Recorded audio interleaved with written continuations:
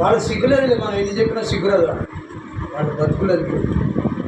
ఇప్పుడు దేవుడు వాళ్ళని ఆశీర్వదించాడు, గొప్ప వాళ్ళని చేశాడు, ఉద్యోగస్తులు చేశాడు. వాళ్ళు దేవుని మాట వినరు, వేరే వాళ్ళ మాట. కాబట్టి ప్రియమైన వాళ్ళ ఒకటి, ఈ దినాన సేవకులు జనాలని ఫాలో అవుతుంది. వాళ్ళు మమ్మల్ని ఫాలో అవటం కాదు, మా మాట ప్రజలు వినటం కాదు, వాళ్ళ మాట మేము విని దుస్థితిలోకి సంఘాలు వచ్చాయి, సేవకులు వచ్చాయి. ఇది దౌర్భాగ్యం, ఇంతకంటే దౌర్భాగ్యం ఎక్కడ లేదు. అవునా కదా? దేవుని సేవకుని ప్రజలు వెంబడించాలి, కానీ మేము మరలా నటిస్తూ ఉంటాం ప్రజలు రావటానికి. పైకేమో తోడేళ్ళు గొర్రెలు, లోపలేమో తోడేళ్ళు నాకున్నారని యేసయ్య చెప్పాడు. కాపర్లారా మీరు ఇలా ఉన్నారు జాగ్రత్తగా. అక్కడికి పోయిన తర్వాత మీ సంగతి తెలుస్తాను పరలోకానికి. అక్కడికి వచ్చిన తర్వాత నువ్వు తోడేలువా, గొర్రెవా, కాపరివా, మేపరివా, కోసుకొని తినడానికి వచ్చావా, నేను అక్కడ తెలుసుకుంటాను అంటున్నాడు. దేవునికి స్తోత్రం. చెప్పండి హల్లెలూయా. కాబట్టి క్రీస్తునందు ప్రియమైన వాళ్ళు, సత్యవాక్యం బోధిస్తే అందరికి కోపం. మెత్తటి బోధ చేయాలి, నవ్వించే బోధ చేయాలి, కవించే బోధ చేయాలి, అది ఇష్టం ప్రజలు. కాబట్టి ప్రియులారా, శిష్యులైతే యేసయ్యను వెంబడించారు. దేనికోసం? ధనం కోసం కాదు. యేసయ్యను వెంబడించారు ఈలోక ఆస్తుల కోసం కాదు, ధనధాన్యాల కోసం కాదు, వెండి బంగారాల కోసం కాదు, అన్నిటినీ విడిచి వెంబడించారు. మరి ఇప్పుడు మేము సేవకులు ప్రశ్న వేసుకున్నాం, వేటిని విడిచిపెట్టి నువ్వు వెంబడిస్తున్నావు యేసయ్య?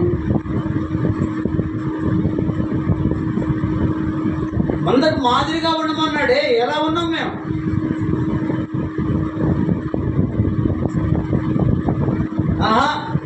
మంద మెప్పు కోరుకొని మంద మన వెనక ఫాలో కావాలి.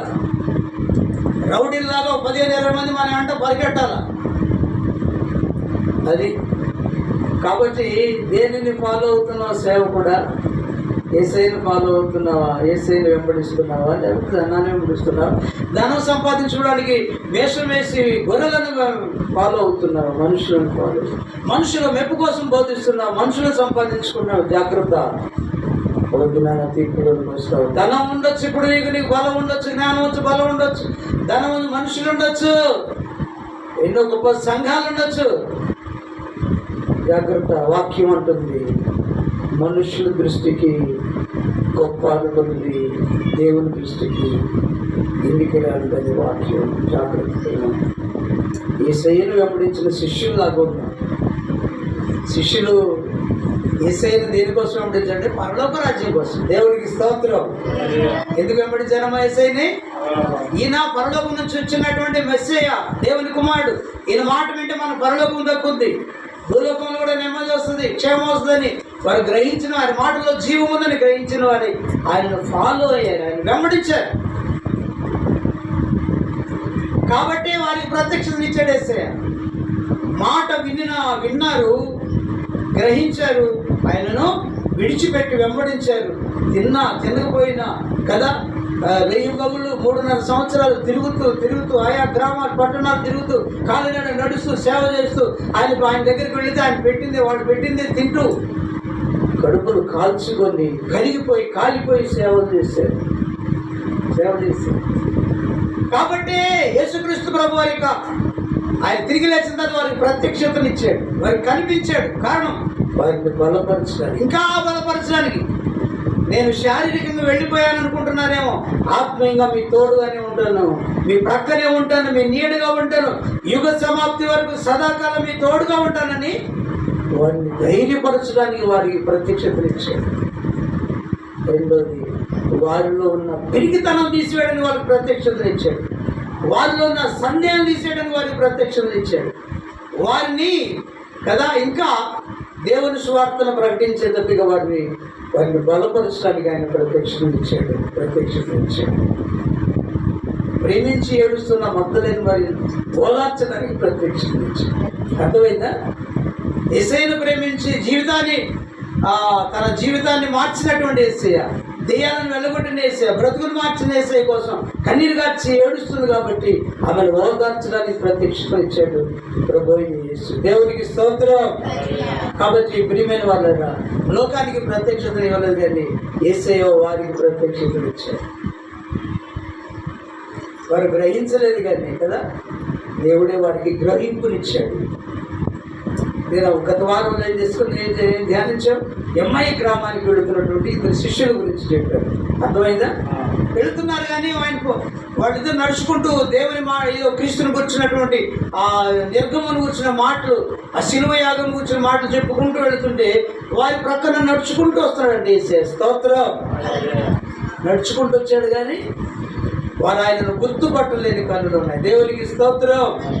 యేసయ్య మహిమ దేహంతో ఉన్నాడు, మనమేమో మట్టి దేహంతో ఉన్నాం.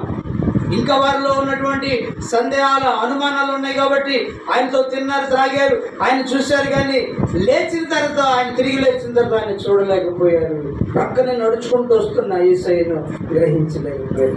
ఆయన వారికి లేఖనాలు వివరించారు. దేవునికి స్తోత్రం. లేఖనాలు వివరించిన తర్వాత ఎంఐ గ్రామం వచ్చేసిందంట. వాళ్ళు నడుచుకుంటూ పోతున్నారు. యెరూషలేము నుంచి ఆమెడ దూరంలో ఉన్న ఎంఐ గ్రామానికి నడుచుకుంటూ వస్తుంటే వాటితో కలిసి ఈయన కూడా ప్రయాణం చేసుకుంటూ మాట్లాడుకుంటూ వచ్చాడు. వాళ్ళ యొక్క సందేహాలు, లేఖనాలు చూపించి క్రీస్తు ఇలాగ మృతులు ప్రవక్తలు ప్రవచించినట్లుగా చనిపోయి తిరిగి లేవాలని ఉంది కదా అని వారికి బోధించాడు. ఈ లోపల గ్రామం వచ్చేసింది. ఏమొచ్చిందమ్మా? వాళ్ళకు ప్రయాణంలో ఉన్న గ్రామం, వాళ్ళ గ్రామం వచ్చేసింది, వెళ్ళాల్సినటువంటి గ్రామం. అప్పుడు శిష్యులు అన్నారంట, అయ్యా పొద్దుపోయింది, సాయంత్రం అయిపోతుంది, ఇంకా నువ్వు పైకి వెళ్ళే వాళ్ళలాగా ఉన్నావు. అయితే పొద్దుపోయింది కాబట్టి ఈ రాత్రి మా ఇంట్లో ఉండి రేపు నీవు ఉదయాన్నే వెళ్ళదుగానయ్యా అని శిష్యులు యేసయ్యను ఏం చేశారట? బ్రతిమలాడాడు. దేవునికి స్తోత్రం. ఇప్పుడు మేమైంది, మీరు బ్రతిమలాడాల్సిన పని స్తోత్రం అన్నాయా అంత రోళం కాదులే కానీ నువ్వు పిలవపోయినా 6 గంటలకి వచ్చి కూర్చోడు నీ ఇంటికి. ఓ సేవకుడు ఉన్నాడు, నాకు తెలిసిన సేవకుడు, 6 గంటలకే పోతాడండి. అంటే ఈయనకున్న భారం బాధ్యత. గొర్రెలంటే అంత భారం. వాళ్ళ నిద్ర లేకముందు పోయి డోర్ కొట్టి విసిరికి పోతాడంట. ఒక ఆవిడ ఈయనేందమ్మా, మేము పడక లేకముందు వస్తున్నాడు, సిగ్గు శరవుడు. ఆయన పొమ్మనకు పోయినా మేము వెళతాం, మేము ఇంటికి వస్తాం. అంత మంచి సేవకులు, అంత భారం బాధ్యత కలిగిన సేవకులు. నాలాంటి ఇళ్ళమ్మడి పోకపోతే ఈయనే పాస్టర్ ఇళ్ళమ్మడి రావట్లేదా? స్తోత్రం. వస్తేనేమో వామ్మ ఈయన దానికోసం తిరుగుతున్నాడు, డబ్బుల కోసం. వెళ్ళకపోతేనేమో ఈడే పాస్టర్ ఇలా ప్రార్థన రావట్లేదు, ఇళ్ళమ్మడి వచ్చి విశ్వాసులు ప్రార్థన చేసుకోవాలి కదా అంటున్నాడు. ఎట్టుదా వాళ్ళమ్మ, నా మీద నా సంఘం ఉన్నారు, బాధ్యుల సంఘం, అది నా మీద నేరం అవుతుంది. చివరిలో పాస్టర్ గారు విజిటింగ్కి రావట్లేదు. నేను ఎప్పుడో చెప్పాను చాలాసార్లు, విజిటింగ్కి రాను, యేసయ్య నీ ఇంటికి వెళ్ళమంటే వస్తా, లేకపోతే నీకు బాగలేకపోతే అయ్యా వచ్చి కొద్దిగా ప్రార్థన చేసిపోయా, అమ్మాయికి బాగలేదు లేదా ఇంట్లో బాగలేదంటే వచ్చి ప్రార్థన చేస్తాను. అది నా క్రమం, నా దేవుడు నేర్పిన క్రమం. అంటే నా మీద ఏది నేరం దొరకక పాస్టర్ గారు విజిటింగ్ రావట్లేదు, వారం రావాలి, నెల రావాలి, కానుకలు కూడా వస్తాయి కదా, ఇంటికి పోతే ప్రార్థన చేస్తే అంటున్నారు. స్తోత్రం. అప్పుడు నేనన్నాను, విజిటింగ్ తప్పులేదయ్యా, ఇంటికి వెళ్ళి ప్రార్థన చేయడం తప్పులేదు, కానీ ఇప్పటి కాలం సేవకులు పిలవకుండా వెళ్ళి ప్రార్థన చేస్తున్నారు. ఇళ్ళమ్మటి వెళ్ళి వాళ్ళకి అదే సేవ అయిపోయింది, తప్పు మార్గమయ్యా. యేసయ్య అన్నాడు ఇంటింటికి తిరగొద్దు అన్నాడయ్యా. నశించిన గొర్రెల యొద్దకే వెళ్ళమన్నాడు, వాళ్ళకే బీదలకే సువార్త ప్రకటించమన్నాడు. కానీ ఇంటింటికి వెళ్ళమని ధనవంతుల ఇంటికి ఇంకా పాస్టర్ ఒకటి పోతుంటారు. స్తోత్రం. మనవాడు ఒకటి కాదు, ధనవంతుడు ఏడు బాబు, కోటీశ్వరుడు ఏడు. వాడి ఇంటికి ఎప్పుడు ఫ్లోటింగే పాస్టర్. ఏం రావడం గొప్ప అంటున్నాను. స్తోత్రం. ఏమంటారు? వీళ్ళందరూ వస్తారండి, ఏం రాడేంది, ఎంత గొడవన నాకు తరాన్ని నా దేవుడి కంటే మీ ఎంత కోటీశ్వరుడు అయితే లక్ష్యమైంది నాకు. నేను గంజి తాగినా నా దేవునికి ఇష్టమే కదా, నీ పంచపక్ష పరం అడుక్కొని తింటాను.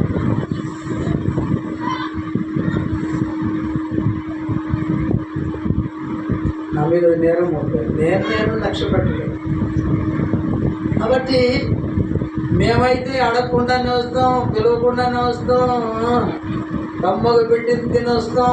ఆ పొట్టలు వాక్యం అంటుంది, కడుపు నింపుకున్న పాస్టర్ శ్రమ. దేవునికి స్తోత్రం. ఏమన్నాడు? కడుపు నింపుకొనుచున్నా కాపర్లారా మీకు శ్రమ. కడుపు గుడి కోసమే, ధనార్జన కోసం.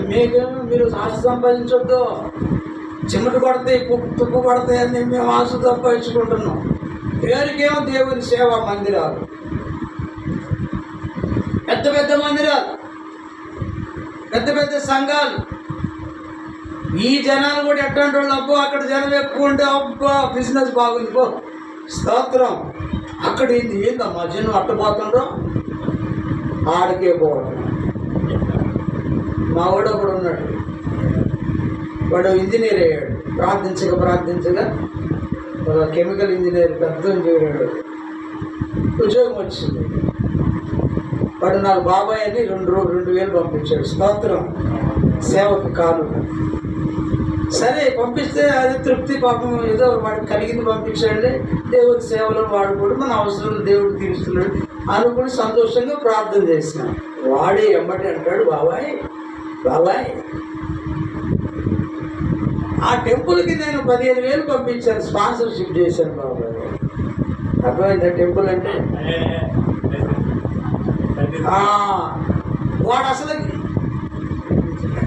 వాడు అసలుకే కోటీశ్వరులు. పేదోడిని నేను సేవలు చేసుకుంటాను. నాకు 2,000 పంపించి వాడు 15,000 పంపించాడంట. సాక్షి చెప్తున్నాడు. చెప్తుంటే మంచిది నాయన, ఇంకా పంపించు నాయన. దేవునికి ఎంత ఇస్తుంది మంచిది, దేవుడికి అలా ఉంటుంది. అంటే జనం ఉన్న కాడేమో వీళ్ళకు ఉప్పు ఏమే ఒళ్ళు మోనకాలు వచ్చేస్తాయి, ఆత్మ వచ్చేస్తుంది. జనం ఆడేందమ్మా స్తోత్రం. నర్సరాపేటలో ఒక షాప్ ఉంటుంది,